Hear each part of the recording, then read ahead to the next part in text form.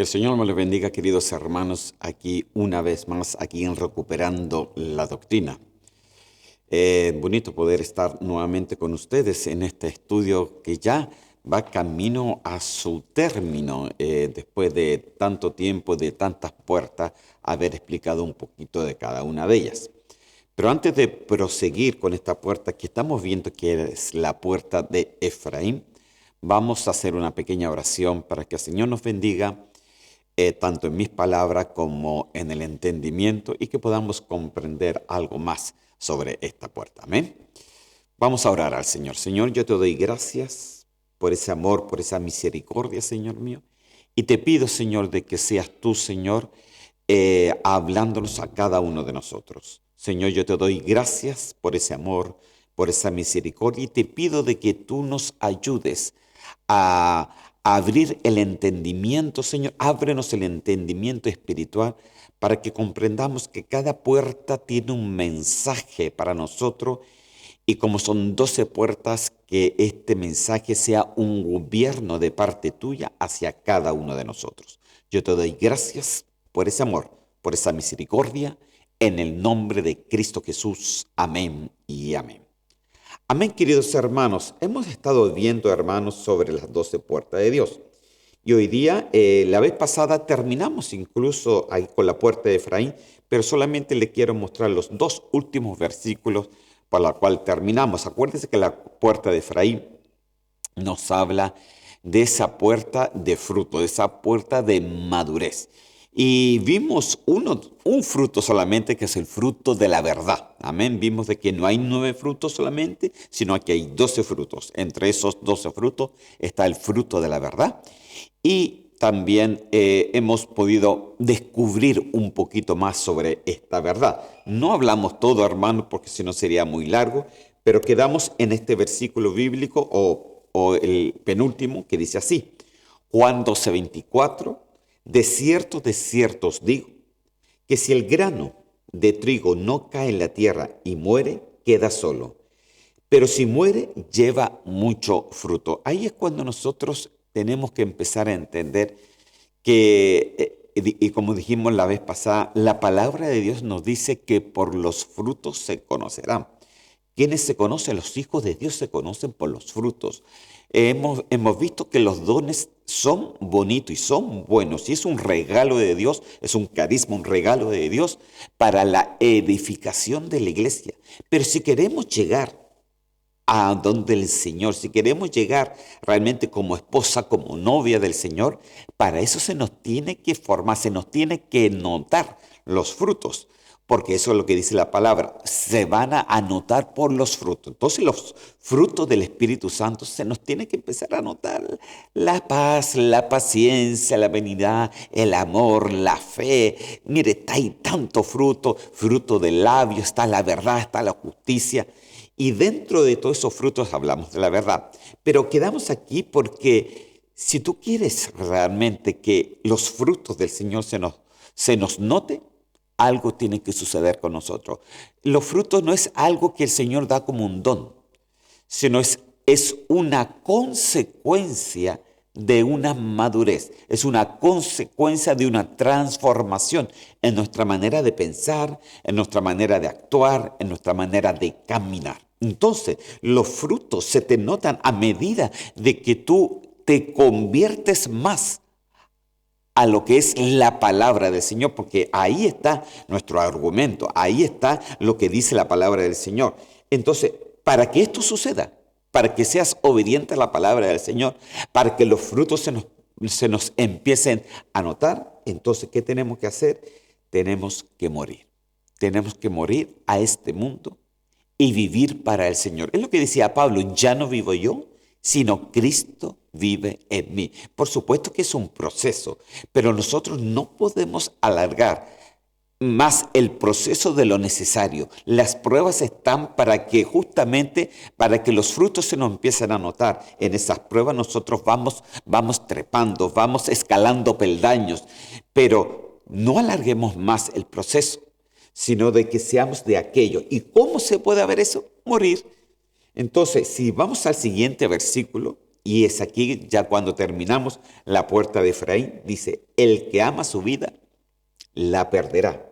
Y el que aborrece su vida en este mundo para vida eterna, la guardará. Mire, ¿cómo tú vas a guardar la vida? Incluso para vida eterna, entonces perdiendo tu vida. ¿Cuál vida? ¿La vida espiritual? No, la vida carnal. Es ahí donde nosotros tenemos que perder. Es ahí cuando nosotros tenemos que decir, no, yo muero para este mundo y vivo para el Señor, para que lo del Señor se me note, por los frutos los conocerá. Amén. El Señor viene a buscar lo que es parecido a Él. Entonces, si esos frutos espirituales son los que tenía Cristo, esos mismos se nos tiene que ir empezando a notar en nosotros. Amén. Entonces, aquí es cuando quedamos ahí con la puerta de Efraín, queridos hermanos. Entonces, aquí es cuando nosotros tenemos que empezar a comprender que es muy importante el poder morir.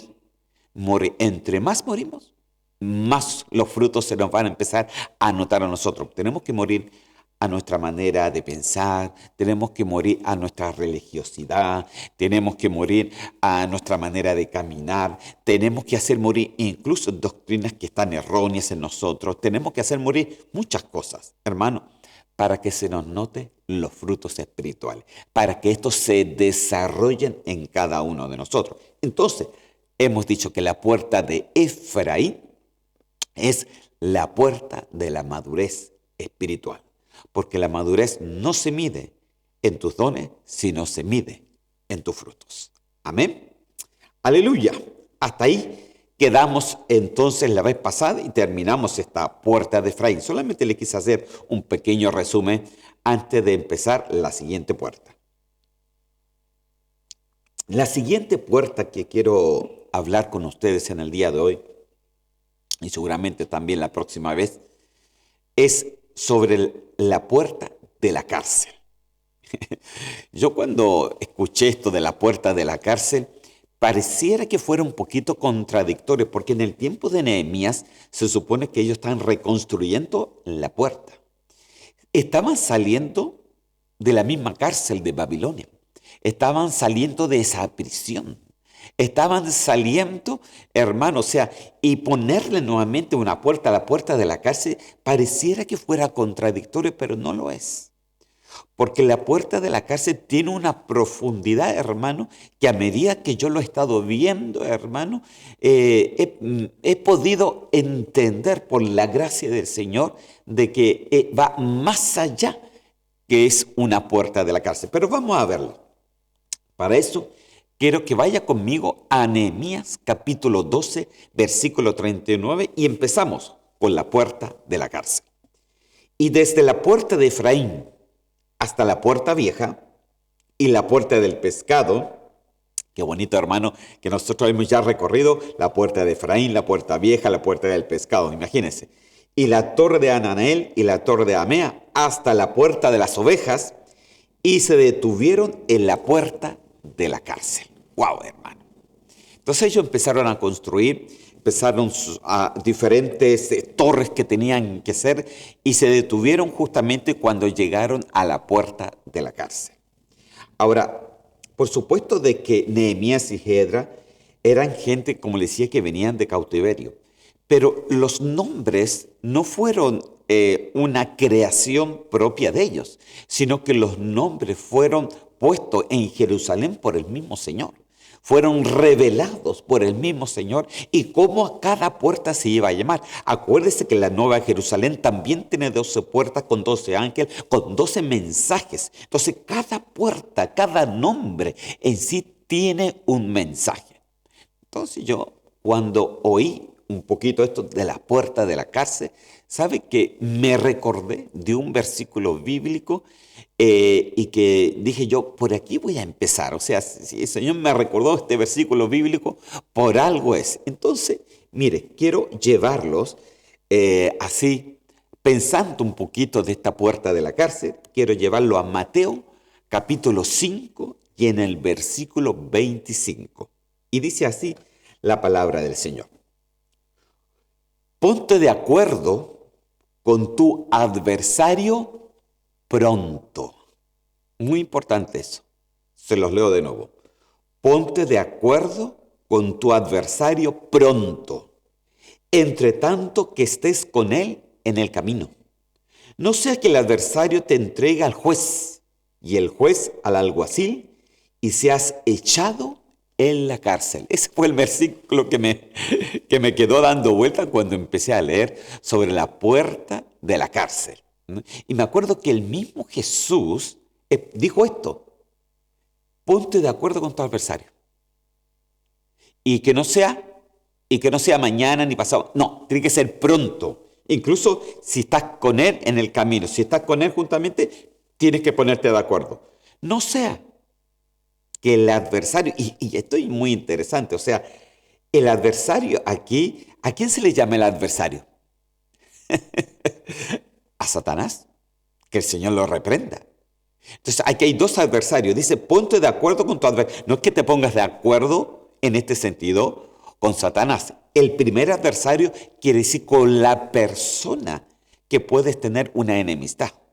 Ponte de acuerdo con él, entre tanto estás con él en el camino. No sea que el adversario o ese pecado te entregue al juez y que el juez al alguacil y seas echado en la cárcel. Esto, hermano, hay que entenderlo. Hay que comprenderlo y es aquí donde me abro, hermano, a poder explicar algo un poquito más. Para poder explicar esto, yo quiero leerle el siguiente versículo que dice así, Mateo 5:26. Perdón, dice, de cierto te digo que no saldrás de allí, en la cárcel, hasta que pagues el último cuadrante. Mire lo que el Señor dijo, que te pusieras de acuerdo. No vaya a ser que ese adversario te entregue, ¿a dónde? Te entregue al juez y que el juez te entregue al alguacil y que seas echado en la cárcel. Entonces, dice, de cierto te digo, que no vas a poder salir de ahí hasta que pagues el último cuadrante. Este versículo se lo quiero poner en otra versión. Esta es la Reina Valera del 60, se la quiero poner en la nueva versión al día, que dice así. Te aseguro que tendrás que permanecer allí hasta que pagues el último centavo. Qué interesante, hermano. Entonces, para poder comprender esto, hermano, ¿a qué se refería Jesús cuando habló de esta forma? Para eso tendríamos que leer todo el contexto de lo que él estaba hablando. Y para eso yo quiero leerlo juntamente con usted, para que empecemos a analizar y a comprender por qué el Señor dijo esto, ¿no? ¿Cuál es la causa del por qué el Señor dijo esto, ¿no? Y a dónde nos lleva todo esto que el Señor nos dijo, que dijo que había alguien, un adversario, que sí nos puede echar en la cárcel y que no vamos a salir de ahí hasta pagar el último centavo. Amén. Como dice acá, el último centavo. Entonces, veamos del principio para poder tener el concepto total de lo que Jesús estaba hablando. Entonces, quiero que me acompañes desde el principio. Mateo capítulo 5, versículo 21. Ok, de aquí empezamos a tomar mucha atención. Dice así, oísteis que fue dicho a los antiguos, no matarás. Y cualquiera que matare será culpable de juicio. Esa era la ley. Esa era la ley. ¿Se acuerda de cuando al Señor le entregaron una mujer que la sorprendieron en el acto de adulterio? Entonces se la llevaron a Jesús y Jesús te dice que estaba escribiendo en la arena. Y todos estaban recogiendo piedras porque la ley decía, los antiguos decían que a aquella mujer había que apedrearla. Entonces había que matarla a puros golpes de piedras. Entonces el Señor va y dice, el que esté libre de pecado tire la primera piedra. Entonces es como que cambió la ley por una palabra mejor. Y entonces podemos decir, ay sí, la mente, el tiempo de la gracia es misericordioso. Pero fíjese de que si uno ve y realmente profundiza la gracia, La gracia llega a ser más fuerte que la ley. Y ya se lo quiero explicar.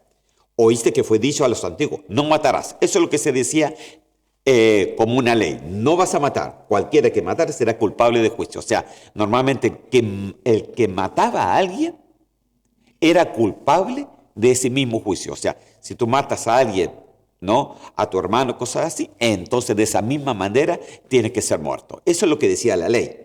Pero el Señor después agrega, Mateo capítulo 5, versículo 22, y dice así, pero yo os digo que cualquiera que se enoje, yo no es matar, sino cualquiera que se enoje contra su hermano será culpable de juicio. Uno.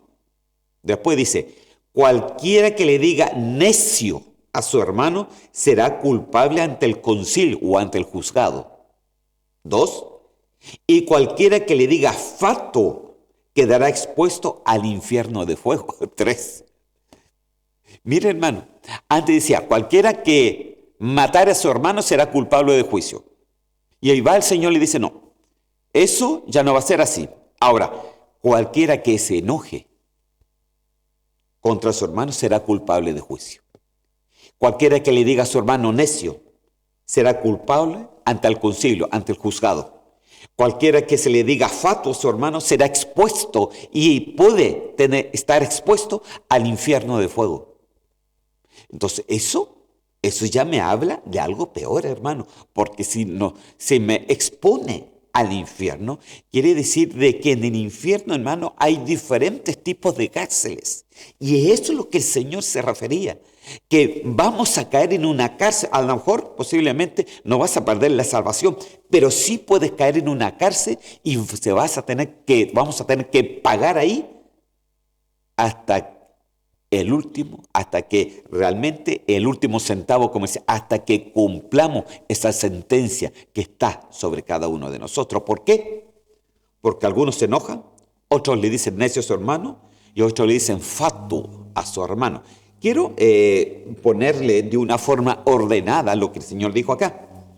Primero dijo, el que se enoja contra su hermano, culpable de juicio. Mire, y esto es el cuerpo. Mire, aquí hay una escalera, quiero leérselo todo, después se lo voy a explicar. Después, necio a su hermano, culpable ante el concilio o ante el juzgado. Concilio ya es un juzgado, ¿ok? Y fatuo a su hermano será expuesto al infierno. Usted sabe, hermano, de que dentro del pecado, el pecado tiene sus gradas.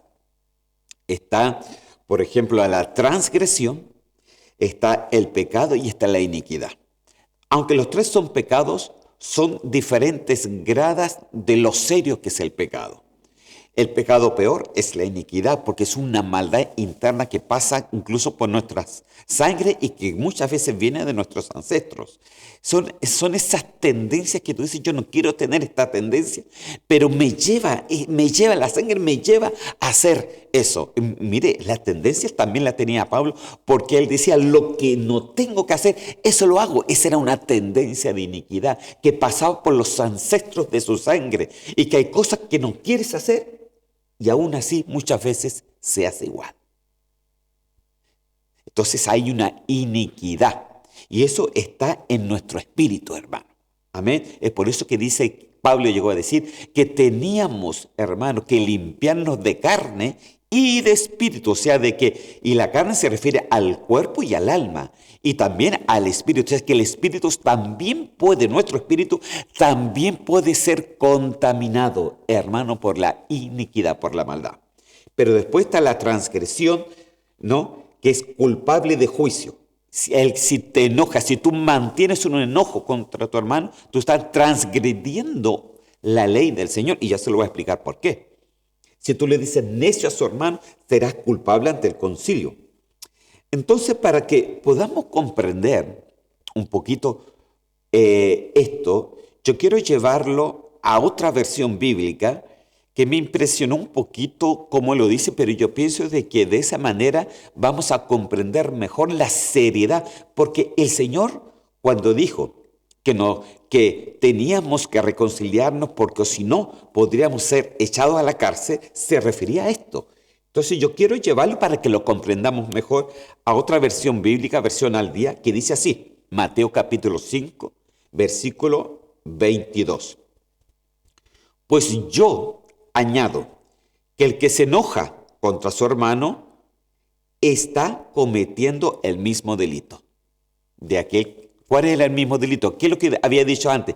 Aquel que matare a su hermano será culpable de juicio. Entonces aquí dice el mismo delito. O sea, el que solamente se enoja es como que no cumpliera la ley. Es como matar a su hermano. Será culpable ante juicio. Está cometiendo el mismo delito. Mire que la gracia aquí llega a ser peor. En el sentido de la seriedad del problema. Amén. Pues yo añado que el que se enoja contra su hermano está cometiendo el mismo delito, el mismo juicio. El que le dice idiota a su hermano, mire esta versión, ¿cómo es? Miren, aquí esta palabra para nosotros es fuerte. Bueno, por lo menos para mí, a lo mejor en otros países no es tan fuerte, pero para mí es bastante fuerte. Amén. El que le dice idiota a su hermano merece que lo lleven al juzgado. O sea, que ya se juzgue. Y más, el que maldiga a una persona o que maldice a su hermano merece ir a parar a las llamas del infierno. Wow, hermano. Cuando yo ya leí esto dije yo, santo Dios, con razón fue lo que escribió. Entonces, imagínense las cosas serias que es. O sea, aquí es como que él cambia la ley y solamente la ley cogía solamente lo primero y él ya no dijo el que mata, sino el que se enoja. Es culpable del mismo delito. Pero aún más yo le digo, el que le llega a decir a su hermano idiota, se merece que tenga un juicio. Y más encima, el que llega a maldecir a un hermano, a una persona, se merece a parar a las llamas del infierno. Está expuesto al infierno. Por eso les digo inmediatamente, jamás maldiga a nadie. Jamás maldiga a nadie. Se lo digo por tercera vez. Jamás maldiga a alguien. A nadie, hermano. Porque el juicio no es de nosotros, el juicio es del Señor. Entonces nosotros, que no salga eso de nuestras bocas. Porque el Señor se llevó en la cruz toda maldición, porque dice la Biblia, maldito aquel que es colgado en un madero. Jesús fue colgado en un madero, Él se llevó toda la maldición, por lo cual nosotros no podemos maldecir a ninguna persona. No estamos para maldecir a nadie, estamos para bendecir. Amén. Entonces, si ahora retomamos nuevamente el cuadro, el que se enoja contra su hermano es culpable de juicio. Comete el mismo delito que aquel que mata a una persona en el Antiguo Testamento. El que le dice necio o idiota, como decía la versión que le leí, a su hermano es culpable ante el concilio. Aquel que le dice fato o aquel que maldice, porque de eso se trata, el que maldice a su hermano será expuesto al infierno, porque el que maldice es que ya tiene un espíritu, hermano, que está contaminado, su espíritu se contaminó tan fuerte que llega a maldecir a otra persona. Entonces, hermano, esto ya es más serio. Y es por eso que aquí nos habla de la cárcel, hermano. Nos habla de la cárcel. Entonces, esto está en el versículo 22. Después de esto, el Señor agrega otro ejemplo. Y mire el ejemplo que agrega. Mateo capítulo 5, versículo 23. Dice así. Perdón, hermanos. Dice, por tanto, si traes tu ofrenda al altar y allí te acuerdas de que tu hermano tiene algo contra ti. Aquí. Ok. Lo primero que yo quiero que vea aquí dice, por tanto, dice, ya les dije, el que se enoja con su hermano, el que le diga necio o idiota, el que le diga fato o maldiga, es culpable y está expuesto al infierno. Entonces le dijo, por tanto, te voy a dar otro ejemplo, dijo Jesús. Si tú te recuerdas de que tienes algo contra un hermano, cuando vas a ofrendar algo, imagínese la importancia que es la ofrenda. Es por eso de que yo pienso que la ofrenda, hermano, son uno de los momentos más cruciales que la iglesia puede tener. Muchas veces la ofrenda lo hacemos como el momento menos serio dentro de todo un culto de la iglesia. Pero según lo que me dice aquí el Señor, es uno de los momentos más serios porque el Señor, cuando tú das la ofrenda, mide tus intenciones y tu corazón. Y mide también tus pensamientos. Entonces la cosa ya no no es tan simple, hermano. Por tanto, si traes tu ofrenda al altar y allí te acuerdas de que tu hermano tiene algo contra ti, mira, ni siquiera que tú tengas algo contra el hermano, sino que te recuerdes que el hermano tiene algo contra ti. Porque tú puedes decir, no, yo no tengo nada en contra, pero tú sabes que el hermano tiene algo contra ti. Entonces, ¿qué tienes que hacer como buen cristiano? Mateo 5:24 agrega, deja allí tu ofrenda delante del altar y anda y reconcíliate primero con tu hermano y entonces ven y presenta tu ofrenda. Ok, paremos aquí. Nosotros tenemos que diferenciar entre dos cosas importantes. Una cosa es dar la ofrenda y otra cosa es presentar la ofrenda. Es por eso que usted se da cuenta, uno ora por la ofrenda, o ora por un diezmo, o ora cuando uno va a dar algo. ¿Por qué? Porque en esa oración tú estás presentando tu ofrenda. Tú estás presentando tu ofrenda, tú estás presentando lo que le vas a dar al Señor. Y todo lo que se da al Señor, hermano, es probado. Por eso dice que en el cielo todo lo que nosotros hacemos aquí en la tierra es probado en el cielo. Dice si es nítido, si es bueno, si es de buen nombre. Dice que todo pasa por el fuego y si es oro, plata, piedras preciosas, permanece. Pero si nuestra ofrenda no está bien, hermano, no está con una intención correcta, dice que en el cielo se quema como madera y hojarasca. Y no importa lo mucho que des, el Señor no lo acepta, porque el Señor no tiene que ver con lo mucho y lo poco que demos, sino tiene que ver con una actitud verdaderamente del corazón. Entonces, dice que nosotros tenemos que presentar. Mire, el ejemplo era aquí. Va a estar el hermano, está orando, Señor, y se acuerda de que el hermano tanto tiene algo contra él. Entonces dijo, deja tu ofrenda, ¿ok? La dejo ahí en el altar. Me voy donde el hermano y le digo, sabes, yo sé que tú tienes algo contra mí, seguramente cometí un error, te pido que me perdones. Amén. Y se reconcilia con el hermano, a pesar que él no tiene nada, pero sabe que el otro hermano tiene algo contra él, pero se reconcilia y delante del Señor él es libre de esa reconciliación. Amén. Entonces dice que después de eso, se devuelve a su sitio, la ofrenda ya la dejó, y él dice, Señor, delante de ti, ahora mi ofrenda está libre de pecado. Mi ofrenda la presento libre de cualquier insinuación, de cualquier problema, para que esta ofrenda que yo te doy no sea una ofrenda, sino sea una bendición para mi vida y para mi descendencia. Wow, hermano. Imagínense la importancia de esto, el ejemplo que dio el Señor aquí.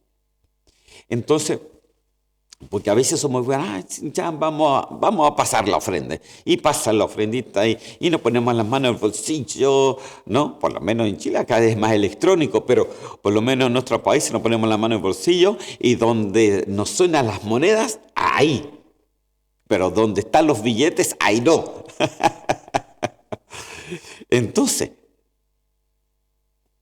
¿cómo es la actitud que nosotros tenemos frente a ofrendar? Entonces, mire, yo siempre he dicho, al Señor no le interesa nuestro dinero, pero el Señor nos prueba a través de eso. ¿Por qué? Porque dice que el gran mal o el principio de todos los males es el amor al dinero. Amén. Entonces, no es que Dios necesite nuestro dinero, pero sí el Señor nos prueba a través del dinero porque sabe perfectamente que muchas veces el corazón del ser humano está justamente en el dinero o en las cosas materiales. Entonces, somos probados a través de eso. Entonces el Señor dice, antes de que te ofrendes, si tú te recuerdas, déjala. Reconcilia con tu hermano, devuélvete y preséntala para que la ofrenda que diste sea una bendición recíproca que se devuelve a ti en bendición y que no se queme en el cielo como hojarasca o como madera. Amén. Eso es lo que está diciendo aquí el Señor. Entonces, después que dice esto en Mateo capítulo 5, versículo 24, va y dice Mateo 5, 25. Ponte de acuerdo con tu adversario pronto, entre tanto que estés en el camino, no sea que el adversario te entregue al juez y el juez al alguacil y seas echado a la cárcel. Entonces, esta puerta, hermano, de la cárcel es una puerta de advertencia, es una puerta, hermano, incluso de perfeccionamiento, porque te está diciendo que eres tú el que tiene que moverte en fe. Eres tú, mire, las batallas las tienes que pelear tú. Claro, las peleas con la ayuda del Espíritu Santo, pero el Espíritu Santo no va a pelear la batalla por ti. Eres tú el que tiene que pelear la batalla. Eres tú el que tiene que tener el escudo de la fe. Eres tú el que tiene que tener la espada, hermano, que es la palabra del Señor. Eres tú el que tiene que poner el casco para que ningún pensamiento ajeno atraviese a tu vida. Eres tú el que tiene que ir a la batalla. Y claro, como vamos con la ayuda del Espíritu Santo, somos más que vencedores.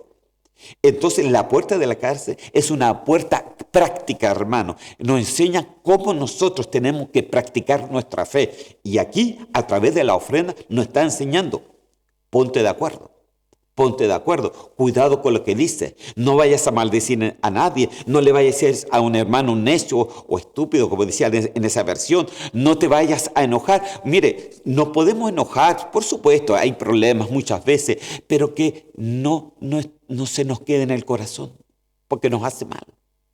Nos hace mal, querido hermano. Porque ese enojo, dice, ponte de acuerdo mientras haya tiempo, mientras esté ahí, lo más pronto posible. No vaya a ser, no que el Señor te vaya a quitar la salvación, pero no vaya a ser que eso te deje fuera de ser la novia o la esposa del Cordero. Amén. Aleluya. Entonces, ¿qué es lo que nos habla de esta puerta? Nos hablas, hermanos, de que cada uno de nosotros siempre tenemos que ver una reconciliación. Tiene que haber una reconciliación en nosotros, una reconciliación con nuestros hermanos, mire, en otras palabras, no tengas nada con nadie, sé libre. Que el Señor nunca te vea y dice, pero tú tienes algo con ese hermano. O lo has guardado por años, o has guardado esa semilla, esa amargura, esa pena, esa tristeza, has guardado esa amargura. Entonces, y eso al final nos hace mal. A todo cristiano, hermano, no importando a la iglesia que estemos yendo, si estás en desacuerdo con tu hermano, sé libre, que no encarcele tu vida el pecado. Amén. Vamos a ir adelante. Segunda de Corintios capítulo 5, versículo 18, llega a decir la palabra del Señor. Y todo esto proviene de Dios, quien nos reconcilió consigo mismo por Cristo y nos dio el ministerio de la reconciliación. Entonces, el primero que nos reconcilió, hermano, fue Cristo. Es por eso que el Señor no quiere que andemos sin reconciliación, porque dice que Él nos dio el ministerio de la reconciliación. Tú tienes el ministerio de la reconciliación, yo tengo el ministerio de la reconciliación. Entonces yo no puedo hablar de reconciliación del Señor mientras esté enojado con mi hermano. Tú no puedes hablar del Señor mientras estés enojado con tu hermano. Entonces, aquí hay cosas, hermanos, importantes que el Señor nos dice. Porque, mire, esta puerta es bastante fuerte, hermano, pero nos habla de cosas prácticas en la vida que nosotros tenemos que tener cuidado. No vaya a ser cosa que por este tipo de cosas, por no reconciliar nuestras vidas, caigamos en la cárcel. O nos lleven en la cárcel y que tengamos que pagar hasta ahí, hasta pagar nuestra reconciliación. Entonces, dice, y todo esto proviene de Dios, quien nos reconcilió. Primeramente nos reconcilió consigo mismo. Mire qué lindo. En Cristo somos reconciliados con el Padre. Amén. Nadie va al Padre si no es por Cristo. Entonces, Cristo nos reconcilió consigo mismo, con Dios mismo nos reconcilió. Por Cristo. Y nos dio, o sea, no solamente que nos reconcilió, sino que nos hizo responsable del ministerio de la reconciliación. Entonces el Señor le decía, reconcíliate, no tengas nada con nadie, sé libre, no tengas esas cosas en el corazón, no tengas la pena, la amargura, no, reconcíliate. No quiere decir que a lo mejor tú vas a, qué sé yo, ahora me reconcilié con el hermano y voy a ir a tomar té y vamos a hacer esto. No, quiere decir, reconcíliate en el Señor. Reconcíliate, eso es lo primero. Eso es lo primero, que no tengas nada con nadie. Amén. Porque eso es lo que el Señor quiere para cada uno de nosotros. Entonces, significa que que nosotros tenemos hoy, en el día de hoy, que pensar un poquito en nosotros mismos y reconciliar, no tener nada contra nadie, ni mucho menos en este tiempo del arrebatamiento de la iglesia, hermano. Aquí es cuando nosotros tenemos que tener cuidado. Porque, ¿quién te lleva? A ver, ¿qué es lo que te manda a la cárcel? Dice el adversario. Y el adversario es el diablo y Satanás. Ese es nuestro adversario. Entonces nosotros tenemos que tener cuidado porque el pecado, cuando tú pecas, tú le das un derecho a Satanás. Mientras no te arrepientes, mientras no nos arrepentamos de un pecado y no nos reconciliemos nuestra vida con tal o con tal persona, entonces el enemigo tiene un derecho contra uno. Y ese derecho puede ser y puede llegar a que nos entregue a un juzgado, porque de leyes ellos sí saben, hermano. Amén. Hay leyes espirituales que no se pueden, que tú no las puedes obviar. Amén. Vamos al siguiente versículo, hermano. Deje tomar un poquito de café. Dice así. Segunda de Corintios, capítulo 5, versículo 19.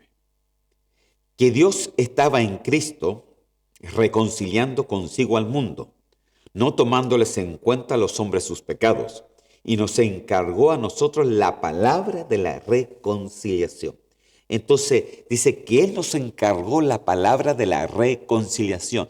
No nos encargó la palabra del enojo, no nos encargó la palabra de la tristeza, nos encargó la palabra de hablar en contra de alguien, de maldecir a alguien, de decirle necio, de enojarnos por largo tiempo. No nos encargó de eso.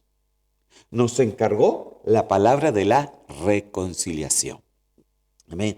En nuestra palabra, la puerta de la cárcel, hermano, es la puerta que nos advierte a nuestros corazones que tenemos que estar en cuenta con Dios y con los hombres. Amén. Cristo, hermano, Él murió, nos reconcilió con el Padre y nosotros por la misma no tenemos que ser personas reconciliadoras, hermano, con cada persona que tú estés aquí en tu iglesia, en la iglesia, donde tú quieras que estés, no tengas nada malo contra nadie. Amén. Para que tu vida sea libre de cualquier opresión que te pueda llevar y que no puedas ser partícipe del arrebatamiento de la iglesia. Es aquí cuando tú tienes que tener un cuidado. Amén. Entonces, ¿qué es el que no te reconcilia? ¿O quién es el que no te reconcilia? ¿Qué es el pecado? El pecado es el que no te reconcilia, sencillamente. ¿No? Mire, por ejemplo, se puede llamar El pecado que no te reconcilia se puede llamar orgullo, se puede llamar celos, se puede llamar contiendas, se puede llamar malas intenciones, se puede llamar malos pensamientos, o sea, etcétera. Cuando esto está en nuestro corazón, entonces nos hacemos esclavos del pecado, hermano. Porque eso es lo que dice la palabra.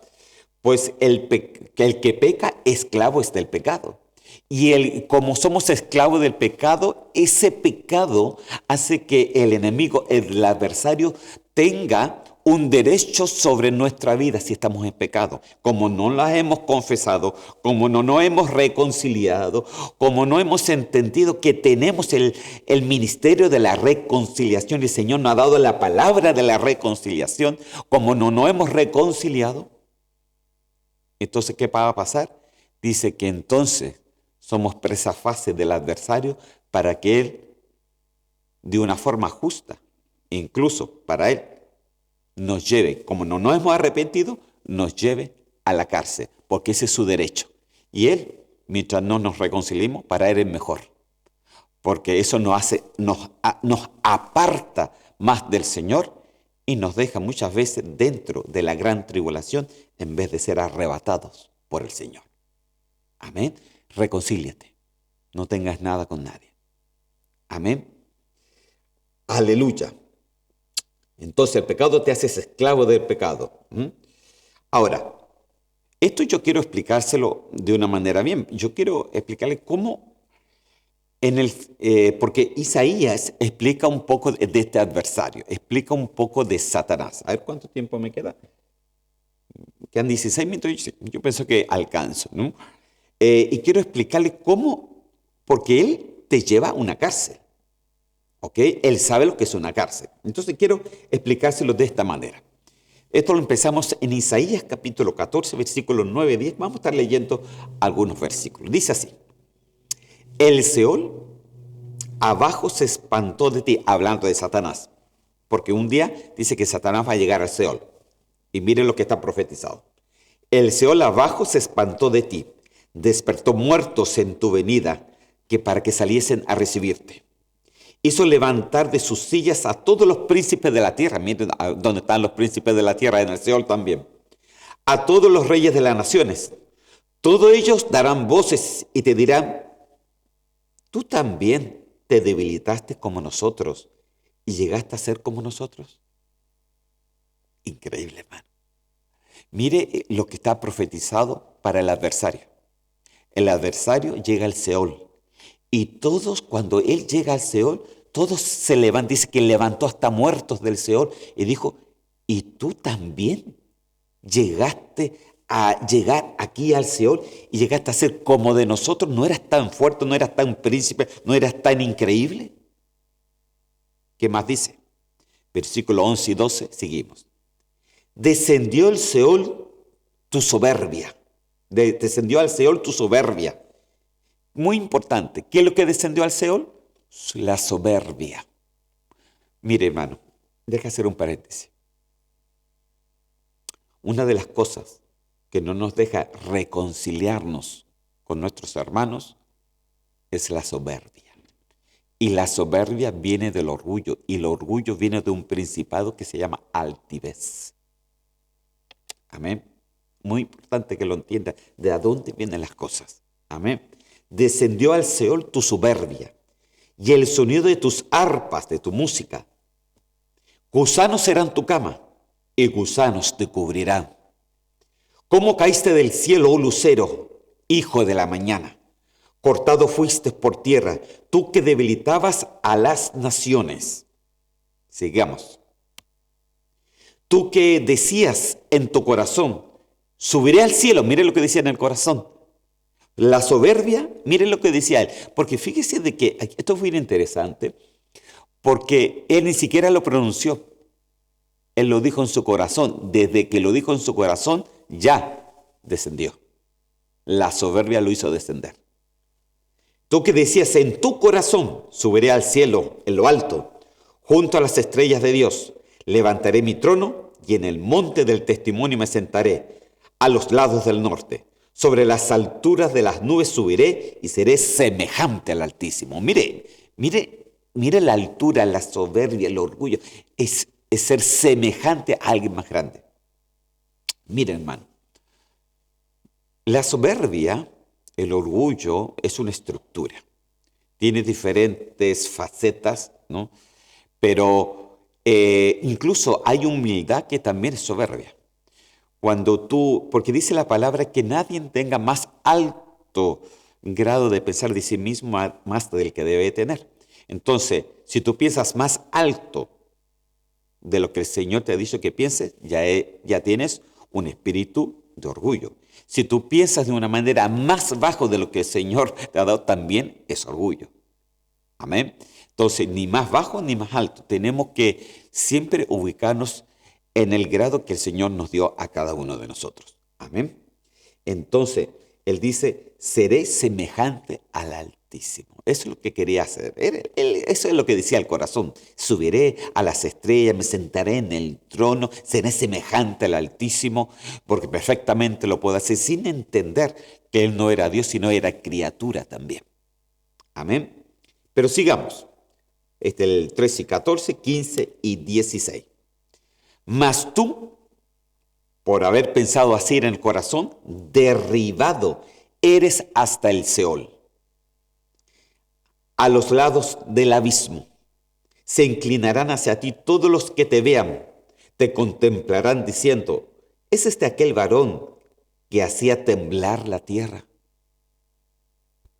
Que trastornaba a los reinos, porque eso es lo que hace él ahora, él que trastorna los reinos, el que hace temblar la tierra.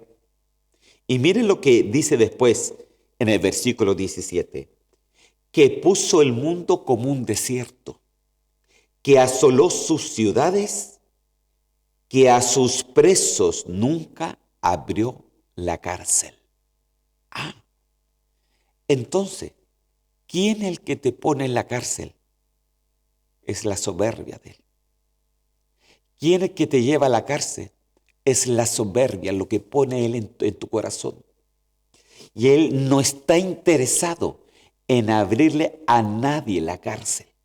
Él no está interesado en que tú salgas de tu propia cárcel. Él no está interesado de que tú salgas de tu propio enojo. Él no está interesado de que tú salgas de tu tristeza, que tú salgas de tus opresiones, que tú salgas de tu orgullo, que tú salgas de tu celo, que tú salgas de tu depresión. Él no está interesado. Él quiere mantenerte en esa cárcel, quiere tener un derecho sobre ti.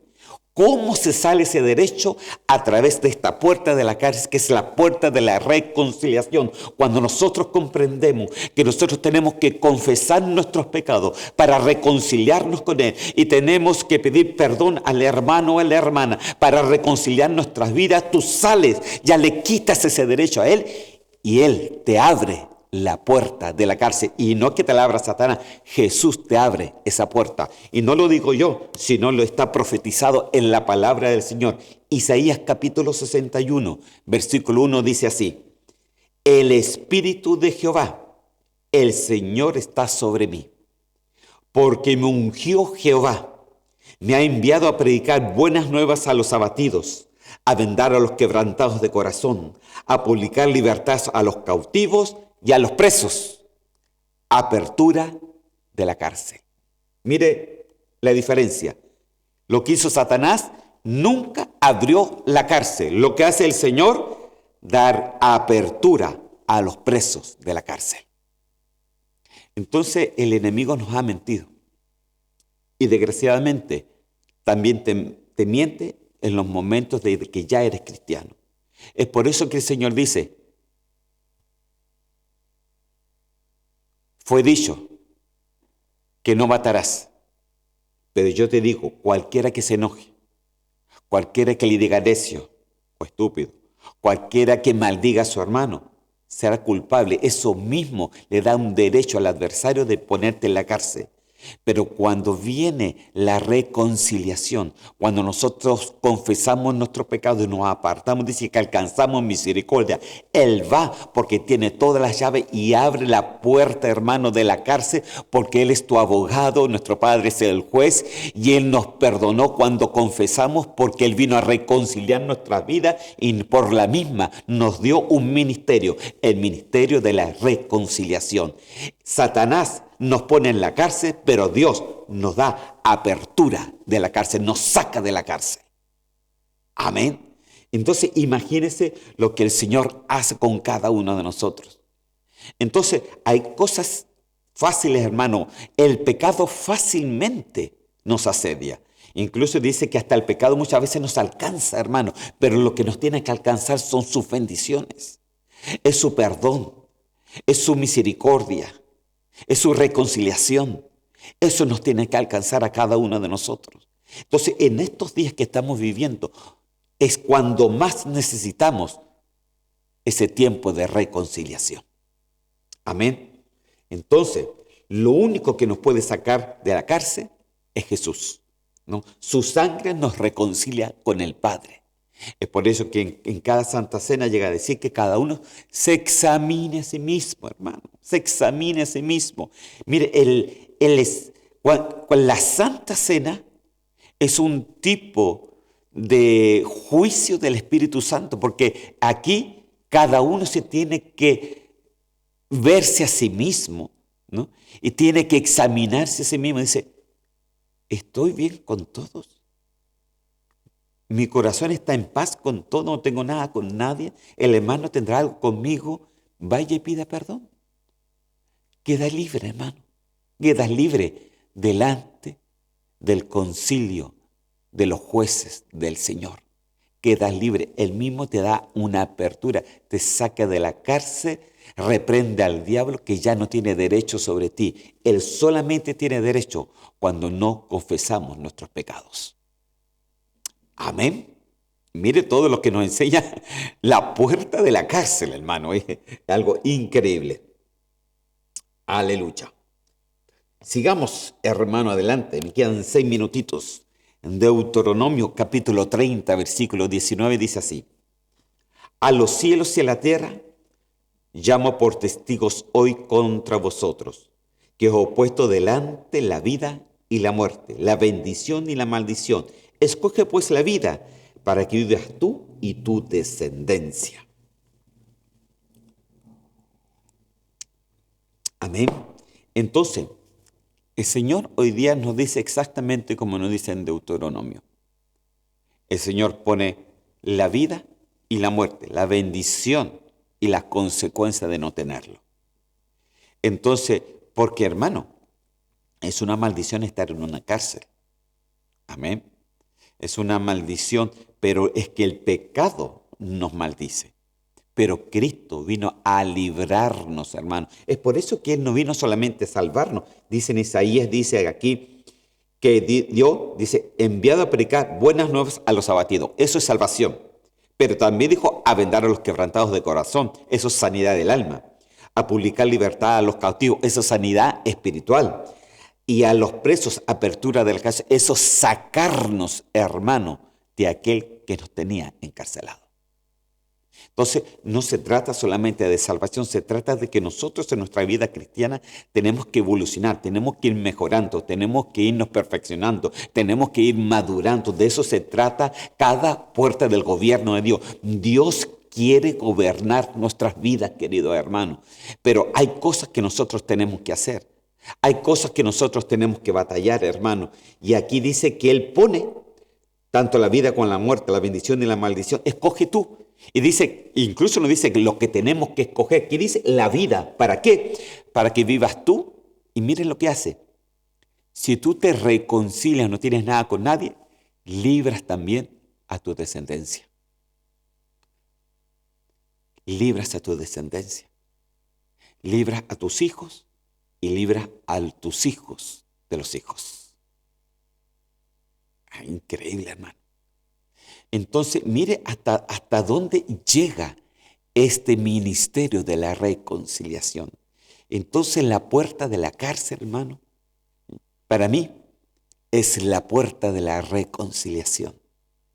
Porque hay una advertencia, pero por la misma nos enseña cómo salir de cualquier cárcel que el enemigo nos ha mentido y que muchas veces el cristiano está metido en alguna cárcel, en alguna angustia, en alguna mentira, en algún celos y problemas, hermano. Entonces, tenemos que salir de la prisión. Muchas veces podemos ser cristianos por muchos años, hermano. Pero como suceden cosas siempre dentro del cristianismo, a veces el pastor no se puede hablar con el otro pastor, a veces el hermano no se puede hablar con el hermano de la otra iglesia, a veces se andan peleando, qué sé yo, esto, lo otro, la oveja. No, hermano, mire, la oveja conoce a su pastor y el pastor conoce a sus ovejas. Amén. No necesitamos pelear con nada, ni con nadie, sino que lo que necesitamos es predicar el evangelio de una forma sana, tener una sana doctrina, hermano. Predicar que el Señor nos ha dado un ministerio a cada uno de nosotros, que es el ministerio de la reconciliación. Amén. Aleluya. Me quedan 2 minutos nomás, así que no alcanzo. Quería darle un ejemplo para que usted entendiera más claro, pero ya lo vamos a dejar para el próximo miércoles. Amén. Vamos a dejarlo hasta aquí y vamos a orar al Señor para que el Señor nos bendiga. Y yo espero que esta puerta de la cárcel le haga reflexionar. Les vuelvo a decir, no tenga nada con nada ni con nadie. Amén. Sea libre en el nombre del Señor Jesús, porque eso es lo que vino a Jesús a nosotros, a darnos libertad. Amén. Oramos al Señor. Señor, yo te doy gracias en el nombre de Cristo Jesús. Y te pido, Señor, que esta puerta de la cárcel nos haya enseñado, Señor, de que es necesario estar reconciliados, Señor, con todos, para librar nuestra vida, Señor, de cualquier cárcel de amargura, de celos, Señor, de orgullo, Señor, de altivez, Señor Santo, de opresión, de depresiones, Señor mío. Libra nuestra alma, Señor, de cualquier cárcel que el enemigo nos haya mentido, Señor mío. Y te pido que el Espíritu Santo hoy día toque nuestra vida, toque nuestra mente, nuestro corazón, y que podamos pedirte perdón, Señor, si hemos fallado, Señor, si hemos fallado en pensamientos, en palabras, Señor, en acciones, Señor, porque muchas veces no lo decimos, porque solamente nuestro accionar ya lo está diciendo. Por eso yo te pido en el nombre de Cristo Jesús que tú, Señor Santo, nos perdones, Señor, y que nos abra, Señor, cualquiera cárcel que el enemigo nos haya puesto, Señor, hoy día en el nombre de Cristo Jesús, a través de la reconciliación y la confesión de pecados, Señor, hoy día tú nos abres, Señor, y nos sacas de cualquier cárcel interior que podamos tener, Señor mío. Señor, yo te doy gracias porque hasta en estas cosas tú te has preocupado y es necesario que tú gobiernes nuestra alma para que ésta sea libre y verdaderamente libre. Gracias, Señor mío, en el nombre de Cristo Jesús. Amén y amén. Amén, queridos hermanos. Ya con 20 segundos nomás que me quedan, les doy la más rica bendición y vamos a estar siguiendo hablando un poco más de esta puerta y después ya nos quedaría solamente una puerta, que es la puerta del juicio. Amén. Que el Señor me los bendiga. Hasta la próxima.